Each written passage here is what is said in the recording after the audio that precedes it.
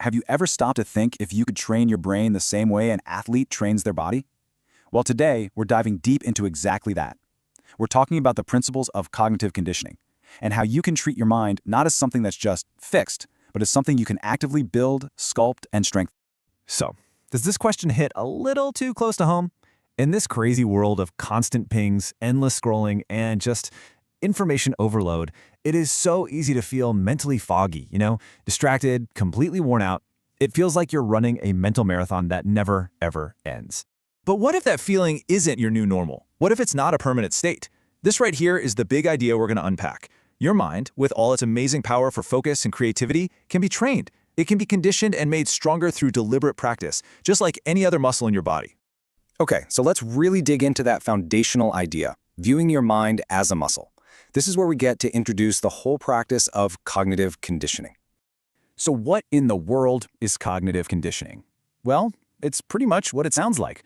It's a structured way to level up your mental performance. We're talking about endurance, so you can focus for longer. We're talking about strength, so you can tackle those really complex problems. And flexibility, so you can adapt to new info and, change your mind when you need to. All right, so if our mind is a muscle, how do we actually work it out? Let's step inside the mental gym for a second and check out the heavy lifting exercises that build some real cognitive strength.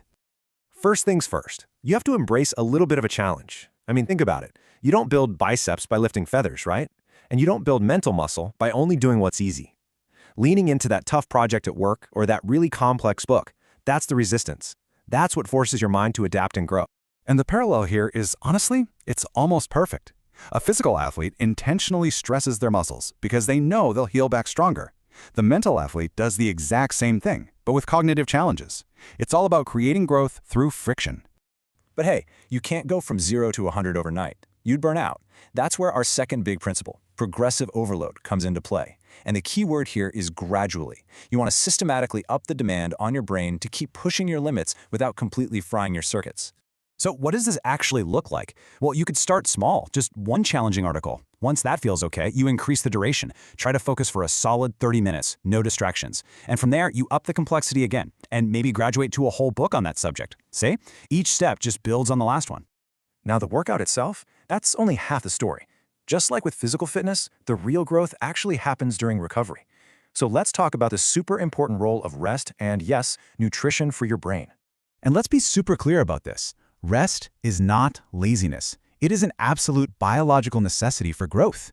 When you're in a deep sleep, your brain is working overtime, consolidating memories. And that do-nothing time, when you just let your mind wander, that's often where the magic happens, and your most creative ideas pop up. This is the growth cycle, plain and simple. You have an active phase of work, and that's followed by a restorative phase of rest, where all that hard work gets baked in. For any kind of sustainable growth, you literally cannot have one without the other. The other side of this recovery coin is fuel. You wouldn't feel a star athlete with junk food, so why are we fueling our minds with a mental equivalent? Like junk food headlines or endless mindless scrolling.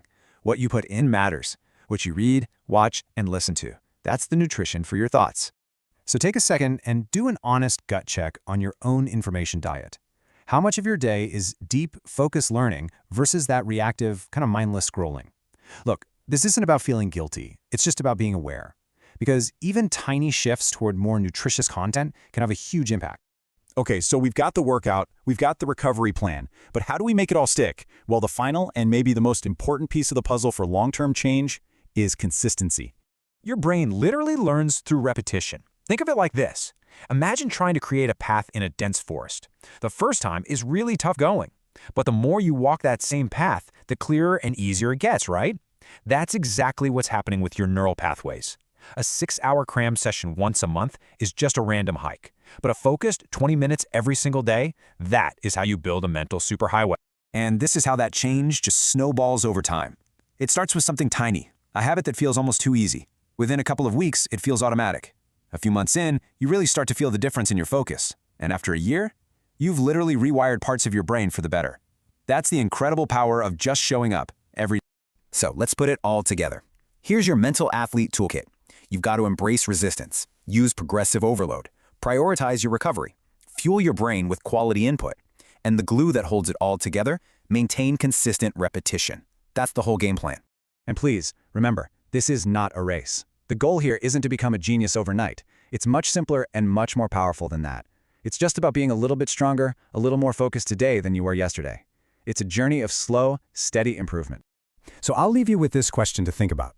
Looking at that toolkit, what's the one small exercise, the one simple change you can add to your mental gym starting today? Thanks so much for joining me for this explainer.